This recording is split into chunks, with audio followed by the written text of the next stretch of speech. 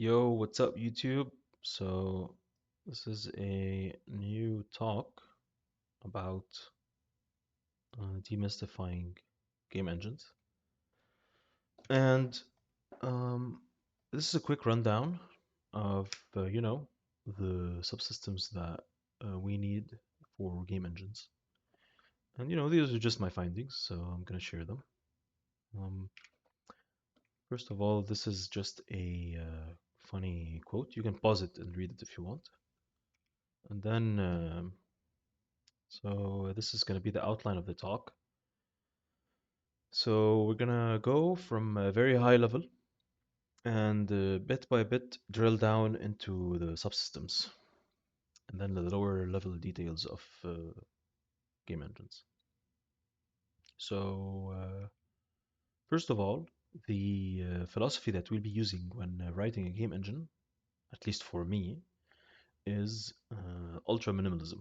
So, I want to simplify the implementation of everything as much as possible because I don't want to, deal with complicated languages, complicated libraries, complicated runtimes, non-deterministic things like garbage collectors, even the implementation of the engine subsystems, need to be like as simple as possible. And so that's why I like to use C and assembly. So, so yeah. So we're gonna make everything as minimalistic as possible, and I mean everything. So first of all, let's talk about why you'd want to build a game engine. You want to build a game engine, because maybe you love programming, you love building systems, you love building things, seeing things on the screen. Maybe Unreal Engine is too big, right, for you. 20 million lines of crazy C++, right? Not saying Unreal Engine is bad, but maybe it's not the right tool for what you need. And Unity, for example, is closed source, garbage collected. I was playing this game called Sable. Beautiful game, beautiful graphics, love the gameplay. The garbage collector likes to pause everything every now and then, so I'm sure you can optimize it, right? But like, you know, anyway. Dots, data-oriented tech stack, and mass for Unity and Unreal, respectively, have been in development for quite a long time, but you know, um, feels like it was added as an afterthought to the engine, and you'll still have that OOP framework, which I'm personally not a big fan of, and but it doesn't really matter if that's what you like. So yeah. Why not build a game engine? Well, uh, there are many reasons. I won't go over them and do too much detail, but there are reasons not to build a game engine. So yeah, whatever. So first thing you need to do is you want to forget the term engine, right? You just want to absolutely forget that. We just want to make a game, right? We're not making some super generic, do it all engine, right? We're not building a 4x4 that has air conditioning and suspension and a turbocharged engine and, that can fly and swim in water and, go to the moon and back. And, we're just building an F1, right? That just wants to go fast. Doesn't have anything but going fast. Or, maybe you want to think of it as building a bicycle, right? I don't need a, 4x4. I just need a bicycle. So yeah. So we start with our requirements. I like Dota 2. I have like 6.5k hours and I still suck at it. But it's a fun game. And I like roguelikes. So that's where we're gonna start. These are our requirements. And that's what we're gonna target.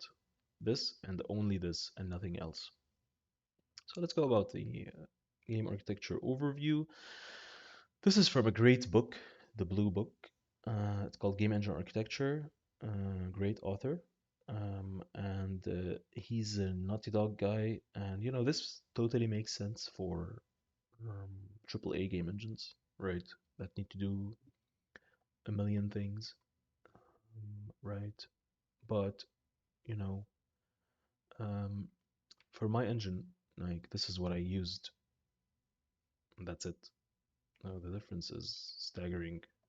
And this hardware abstraction layer, you could replace it. There's many great ones like SDL, SFML, The Forge, Kink. There's a lot of them that abstract your hardware because maybe you just don't want to deal with like Win32, X11, uh, Mac stuff, Metal, Vulkan, DirectX. You don't want to build all that, so you could just build a framework out of the box and start coding, right? Um, yeah. So for me, I just target Windows and I use OpenGL. I'm playing around with Vulkan and assembly, and it's quite fun. But played around with DirectX as well with C and C++. But right now, like my target is Win32 OpenGL, and that's it, right? So I can show you where the game's at right now. Let's So it takes a bit of time to load on this machine because this machine is quite old, but on a new machine that has Gen 5 NVMe, it's much faster. So yeah, this is where the game's at, and you know, you can. It has skeletal animation. It has some very simple lighting. It has some abilities, so you can have different abilities, and you can also like reset real fast. So I'll talk about this later. It's quite important. And right, so it can also handle like a large amount of entities. So right now I can put like how many is this? 256. Great number. So 256 entities running in I think this is release mode. I'm not sure. Maybe it's debug. Let's see. It's debug mode, so you can see it's quite slow. 256 entities. If I run it in release, and you know, it's much faster. So this is the performance I'm after, and you can see it's still a bit slow here on this machine because this machine is quite a bit old. You need to optimize it. On my laptop, it's much faster. It has like more recent hardware. So yeah, this definitely requires a lot of optimization. But on my laptop, it runs at 60, hard 60. I think I can remove the logging. Logging also takes. I use CMake, so CMake kind of sucks. Log timing, cook, don't cook, and don't log. Because logging takes a lot of performance actually, especially if you're logging to the terminal, which is something you don't want to do. You don't want to like blast your font onto the screen. So yeah, this is already better. And yeah, so as you can see, many entities running around, you know, slowing down. So yeah. Anyway, so um, my so yeah, basically the subsystems are um, you know you have input, update, and render. So that's like your core loop, right? Your subsystems resource load. You load all the textures or the 3D models. Set initial state. I'll talk about this one some more. And then this is your main loop. So For resource allocation, I just have this very simple enum that I use for everything. You might want to allocate that in a different way, but for now, this works for me. Everything has like this resource underscore texture underscore shader underscore mesh skin underscore whatever. And then I have this static array that has, all the stuff. It can have pointers that you can later allocate to. So it's like a really fast hash map. It's indexed with these enums. It's good enough. So yeah. So as I said, this is your core loop. This is where you initialize everything, and then you go into the while loop. And this is where all the logic starts. Um, this is the interesting bit, the update, and then render is when you just throw everything at the GPU. So actually, this is what you need to do. You should target a specific frame rate. And by the way, this you can find this at my GitHub. It's called Game Engine Slides. You can download it. It's open source, and it's made with this Markdown style. So you can edit the Markdown and then generate the HTML using marp main md and it generates HTML. So anyway, so you can have access to all these links I'm gonna put. So yeah, um, there's a lot of things you can do with timing. Right now I have a static frame rate. So for all my systems, for my physics, I run it at 60 FPS. So that's 16.666 ms. And you could also decouple the update loop from the render loop. And so you could update like at 30 FPS and render at 60 FPS. And then you just interpolate the results. And you don't need to create another thread for that even. But you could if you make the render thread render separate render thread. You could like gain a bit of performance on the update. But I'm not doing any of that. I'm just doing a single again with the ultra minimalism philosophy, right? Everything's ultra minimalistic. So yeah, this is an interesting slide I got from this link. You should check it out. It's about immediate mode GUI in Julia, and he showed this input. So basically, you want to read the mouse input. It's just a signal for all the keys. So I'm not gonna go like over this too much. But this is like in a very simple way. This is what it looks like. You just check the key code. If this do that, if this do that, that's it, right? So there's just pseudocode. There's a lot of pseudocode in my presentation. So anyway, so the update loop. So input update render. The update, right? This is where all the physics, all the logic lives. So these are the steps that I do in this order.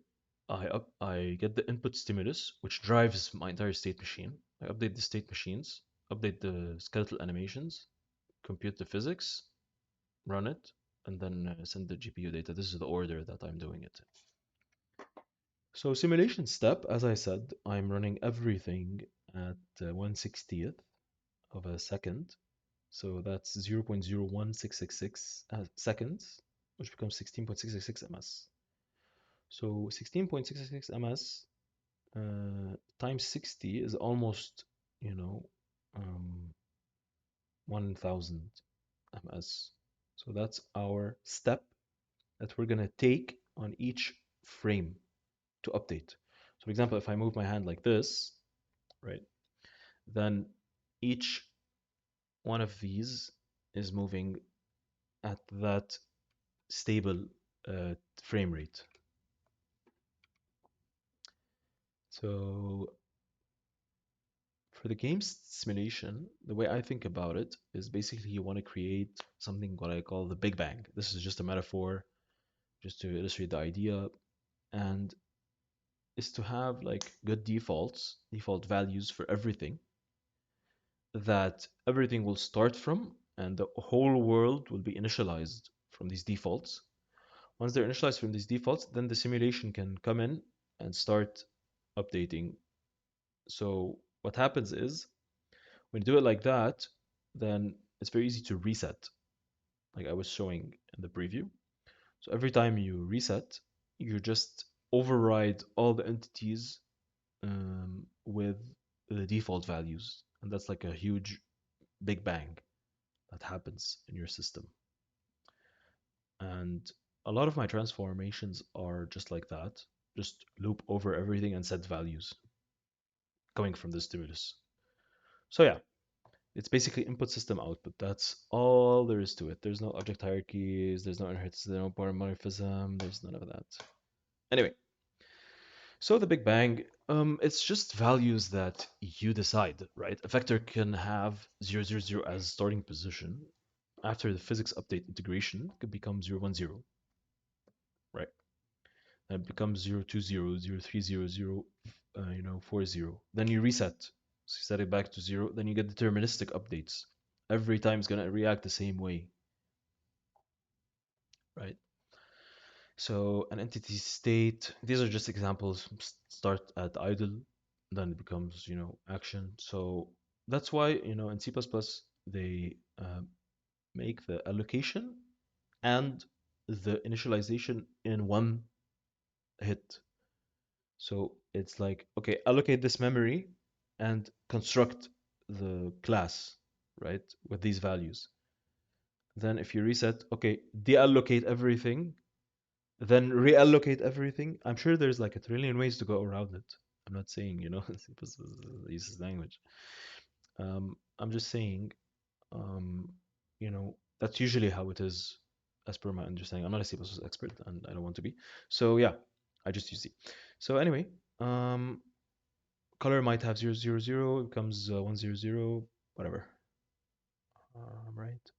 So the main driver is the stimuli, is the input stimuli from the human player or from the AI player, from the CPU entities, the brain that controls them. So state machines is just a switch statement, right? Um, and you know, we can just put a lot of stuff inside this switch statement, right? Anything can be a stimulus. The time on your machine's clock can, drive the day-night cycle. Code logic feeds stimuli to enemy entities. Player controller feeds stimuli to a player. Right, so this is basically it. I loop over all the entities, switch, and by the way, I don't deallocate and reallocate anything. Like I just allocate at the beginning of the level, and then all the other game logic will just work on that allocation. Okay, so there's no, I don't free anything. It's just an arena. Yeah. So anyway, yeah. So here you can see this is just pseudocode, but I'll show you my state machine. It's quite complicated now, and this is where it gets tricky. So, and by the way, like this talk is just like an overview of what we're going to dive into later on. I'll dive into like each of these subsystems more, but this is just like a quick introduction. So, yeah.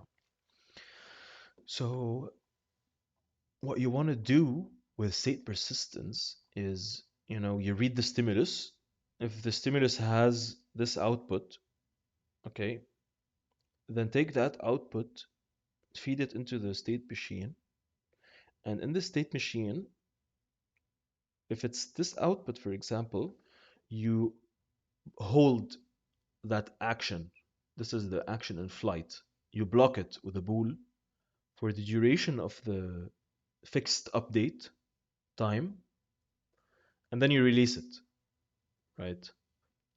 So, yeah, that's the basic of it. So, yeah, this is what I came up with. It's called action state fragment. It's just like each action state fragment describes an action. And an action has an animation clip anim time, frame time, can move, can rotate. You can block movement or rotation during the action. So it's kind of like with Dark Souls when you hit, you can't move, so he has to play the entire animation. There's an exception, you can roll out of it, but whatever. But yeah, he plays the entire thing, and then you can regain control. So that's like the action state fragment is just like a descriptor. Maybe I should call it like action state descriptor. And that descriptor describes an action.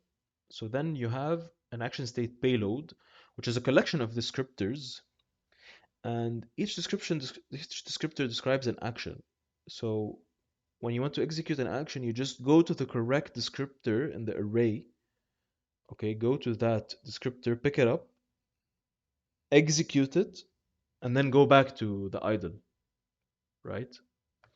So it gives you this API. I like to write really wide code. So this is what it looks like. Okay. So this is my entity payload, the one that the container. Okay. I get its action state, and then the action state payload array of the entity hero. Now, entity hero, my hero, is just an ID. It's just an ID, and it happens to be zero, right? Okay, I created a bunch of entities. All of these entities have different numbers. The player happened to be zero, whatever. So his action state fragments, which is this payload that contains the descriptors or the fragments, action main, right? So it's very declarative. This is on initialization. You set up each action to take something, and then you initialize. So initializing will initialize all of these. You can see it's just a function.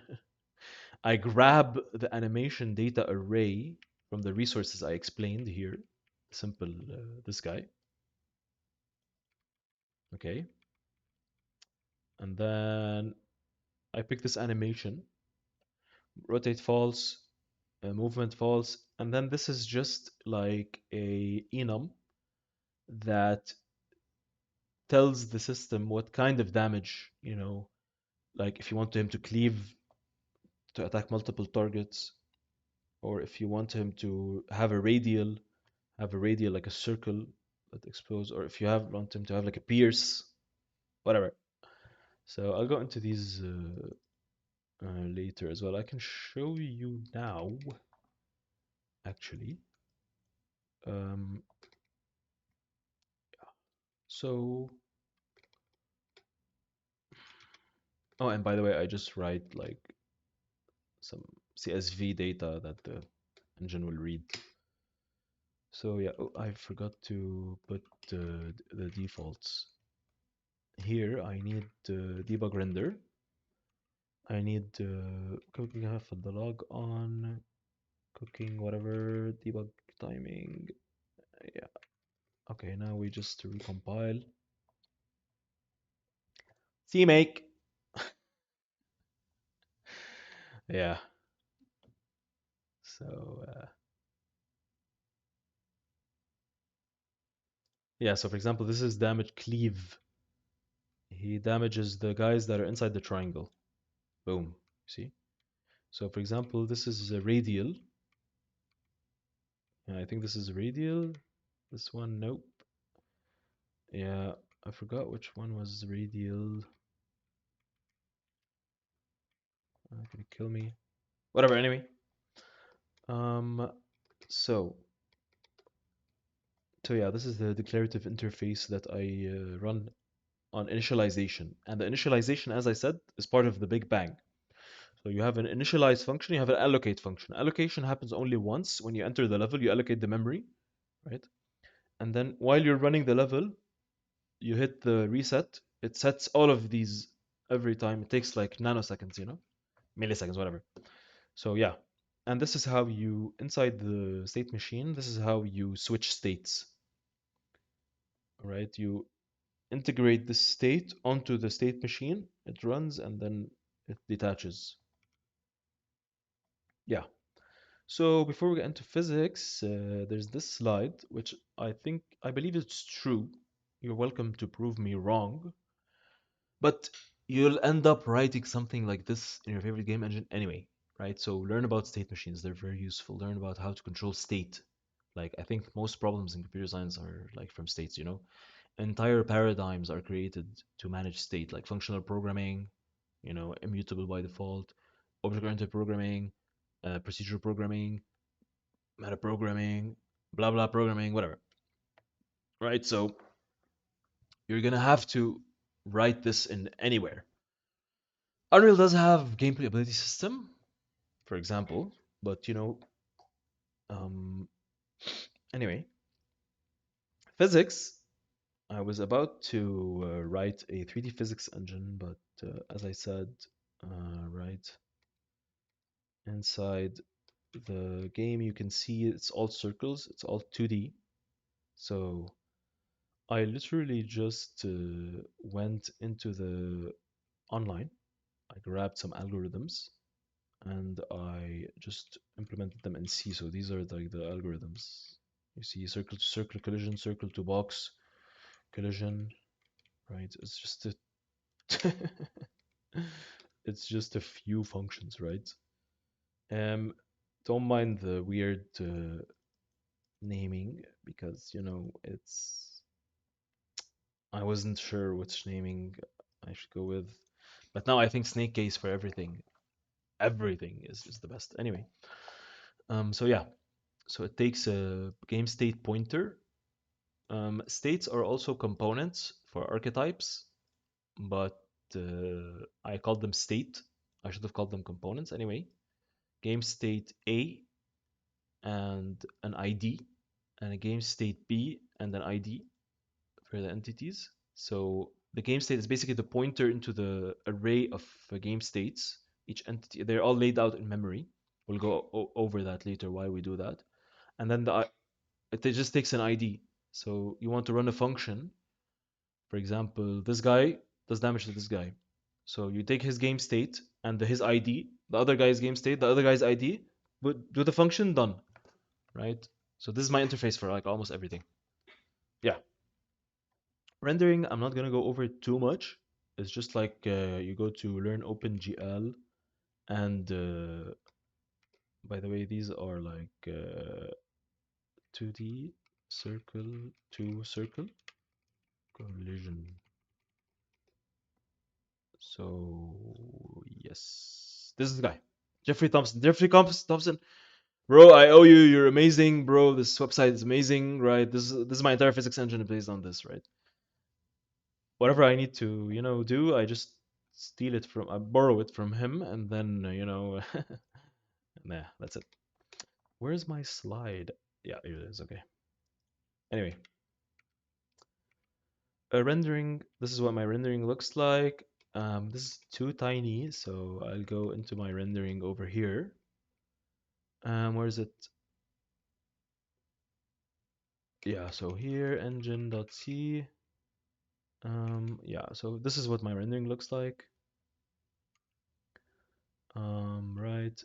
And by the way, my main function is like 1000 lines. The game update render loop is 1000 lines. So yeah, I don't care. Anyway, um, so yeah, this is what my render looks like. I just loop over everything and just set uniforms and blast it. I think they call it forward rendering or something. I'm not sure. Anyway, yeah. So you could go to learnopengl.com, the greatest website for graphics programming ever created. It's amazing. I love it. And so yeah, there's also like things like FX and stuff, but I'm gonna go over them later because like the system works and all, but I also didn't make a particle system yet, so I'll do maybe another video about it later. Believe it or not, like that's all you need to make like an action RPG. I mean, you know, maybe a bit of what you need, but right, like I you know, like I was able to build an engine, 3D engine with all that stuff. So you don't need, too much, right?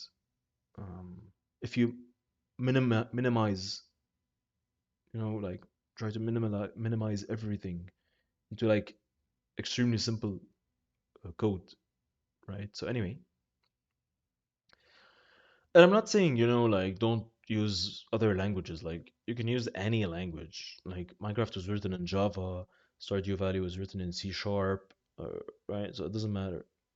Okay, for me, like I just like seeing assembly because you can really push the performance. So yeah, let's dive into the low-level stuff now of the machine. And so this is the main problem. The problem is memory.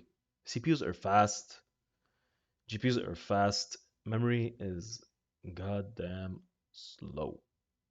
So you want to stay in cache memory as much as possible. And once you go to main memory, you're already losing a lot of speed. Like that's just the RAM. And then if you go to the hard drive, rest in peace. So you want to keep everything in cache memory as much as possible. Now, I didn't dive too deep into this yet, but um, I've played around a bit with it. I would say that already have an archetype-based system, but um, the archetype-based system is like quite manual now. You have to do everything manually, which I don't mind. It works. So, but there is a way to automate the processing of different archetypes. But I also have a repo for that, but I just didn't do it right now. I didn't feel the need to automate it. So anyway, basically in data-oriented design, you just want to think about SOA versus AOS. So sort of arrays versus array of structs. Now this is a trivial example, okay, and you might not get a lot of difference from it because anyway everything will fit in one cache line for these guys. But the bigger your struct, the more you'll see this. And, that's why, for example, in OOP, um, right, your data isn't laid out contiguously in memory in a way that makes sense for your systems. So performance will suffer just from fetching, just from reading from memory. And this tries to mitigate that. So the main difference here is this is the traditional like OOP style uh, way where you just have an array of entities. This is supposed to be like a STD vector, but I don't care. So yeah, entity 0 dot pause. So you can imagine this memory layout. These will be contiguous in memory. And then the access for them. So you go to entity 0 dot pause or entity 0 dot torque and you set and you mutate. So if this was a bigger object, then it would contain even more memory. And you basically want to try to fit everything in a 64 byte size because that's the size of the L1 cache. I'm giving a very high level overview of like DoD. I'm not an expert myself in it, but it's the way I like to program. So, and it works for me. So, what you do is instead of making this an array of entities, right, which is an array of structs, you do struct of arrays, which is that you make a struct that contains all the arrays that you need, right? So now I access the entity from this payload through the ID, which is 0 in this case. So you need to think of it as like a gigantic table, right? And that table contains like the positions all next to each other and the velocities right next to each other. So, uh, so actually, yeah. So instead of having pause vel torque color, pause vel torque color, pause vel torque color, you have pause pause pause pause vel vel vel vel vel torque torque torque torque all as arrays. So yeah, as I said, this example is a bit trivial uh, because everything fits in a cache line anyway. But once you have bigger objects, let's say for example you want your physics system will use the pause, position, velocity, and torque, for example.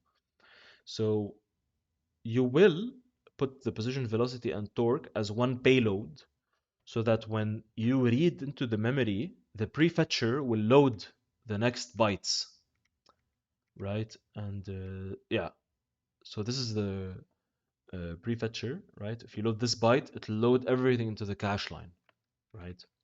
So we want to optimize for that. So if I'm loading the first pause, it will load the entire vector and then the next velocity and torque into the cache. So now if it wants to access the velocity, it's already in the cache. So anyway, this is like a very high level overview of the OD. And this is how I make the stuff for my game. So I have the game state, which is like, think about it as game component. And I call it game state. Mm, it's a weird name, but think of it as physics component, right? So this physics component contains all the arrays. So as I said, think of it as a gigantic table. And then the archetype will contain different components, right? And this is the thing you want to automate, but I'll go into that at the later stage in another video. But so this is the archetype. It contains like physics state, graphics state, debug state, and entity data. Entity data will just contain the length of like the entire thing, which is how you're gonna for loop over it. And so you end up with like these tables of things. Like as I said, that you could like keep repackaging these in different ways. But this is what I went with right now, and it's working fine. Right. So yeah. Um, so I hope it makes sense. For example, let's say you want the game state of the first entity, which is 0. You just go, game state dot positions dot data 0 plus game state dot velocities dot data 0. Right? I think I show it here. No. I could show you over here in the engine. Where is it? Integration. Yeah, here it is. So yeah, you see here, loop over everything, velocities dot game state dot velocities dot data, and I use this library glm. It generates SIMD vectorized instructions. Of course, you have to check actually generating the assembly, which I will talk about now. But yeah, anyway, this is the integration. So you add the position to the velocity. So you're fetching them from the tables, and you add them together, and you put it in the positions. This is how I update the movement. And as I said, even this can be optimized more. I could put the positions and the velocities in one payload. This way, when I access the position of the first entity, it also loads the velocity in the cache line, so it's even faster to fetch it. Yeah, so this is what I was talking about. CPUs are fast, memory is slow, cache, and now let's talk about SIMD. So vectorization, uh, these are like the usual x86-64 registers, and these are like the vectors for SIMD. So this is very ubiquitous, XMM. I think it's called SSE2. And then this is AVX, AVX512. These are like not present on all machines. But even just using this with proper cache can yield, really big performance. So this is kind of what it looks like, vectorization. There's special instructions. This PS means packed struct. So this means, getting the good stuff. And right, if I want to add this vec4, for example, instead of doing it in one, two, three, four cycles, you can do it in one shot. So you can see here, add element wise, add packed struct, xmm0 the register, xmm1, this will hold the entire vec4, and then boom, it adds them, and yeah, this is the cache line. Okay, so this is just a bit of taste of DoD and why I like it. My entire engine is written like this. And I just like how it feels, everything is just an ID and it's an index into an array. Yeah. So, why C? Why I use C? Because C is, it's the goat. So much tooling, right? Even here in my new Vim, I love, I love LSPs. Lots of people hate them, but I really like LSPs. You can also, I can also show you how I debug, right? So build. I think this is the debug, compile, debug, run. No, I forgot the commands I created. So yeah, compile, debug, compile, run with the debugger.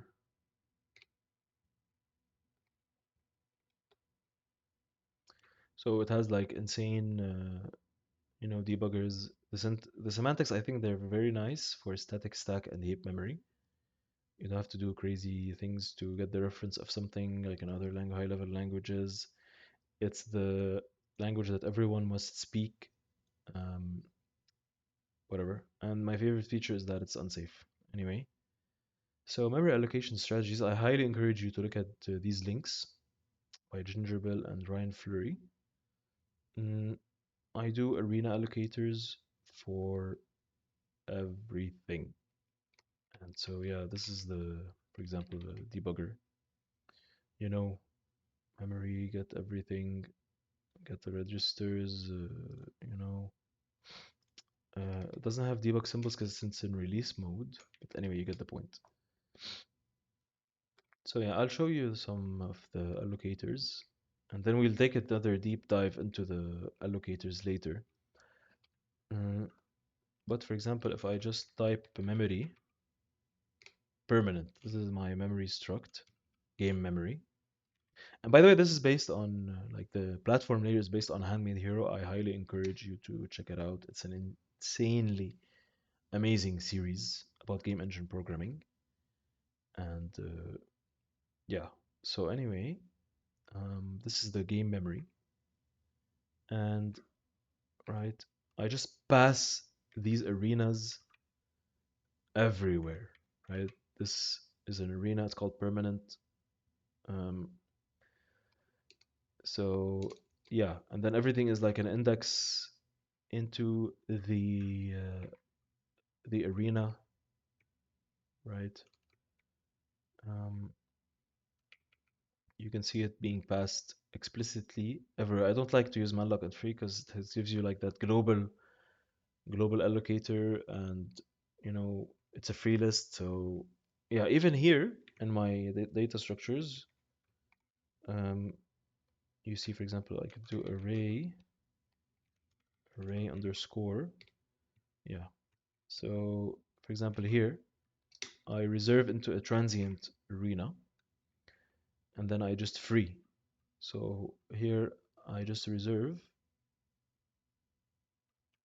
So what you want to do with arenas, it's basically like an arena, but it's like a stack. I treat it as a stack. So this is how it works. So first you initialize the memory with virtual alloc, and virtual alloc you can reserve like a gigantic amount of virtual memory, and then you commit as you go. Um, so you increment the pointer to allocate. So let's say we start here. Then we allocated this many bytes. So now I save this as my last allocation into the arena struct, and I return this base pointer. So this is my arena, this is the start. right? And then when I want to free, I just just set this pointer back to back to this place, and that's it. So you can see, for example, here it has arena get boss, and this is the allocator.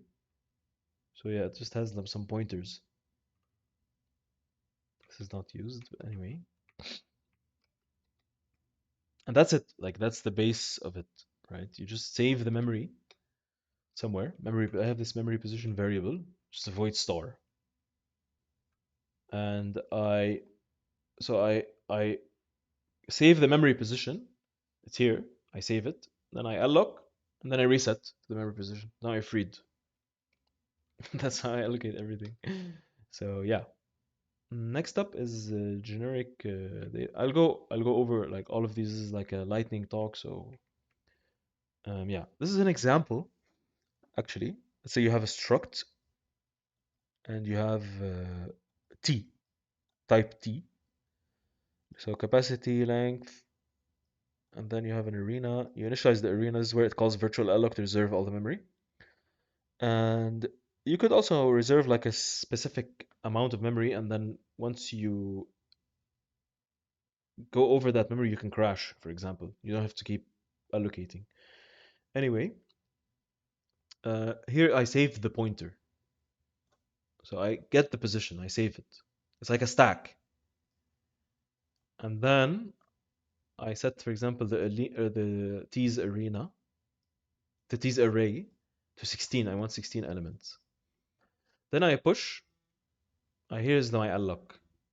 I push it over here, and then I do my stuff over here. Do all my computation, and then I reset the position. I deallocate, and that's it. So generic data structures. Um, this is like the generic stuff that I use to generate code gen. So it's like templates in C++, but um, it generates code actually. So you have this struct array type. You have this type. So this type, you just read the file, replace it with i32 here and here, and then you have templates.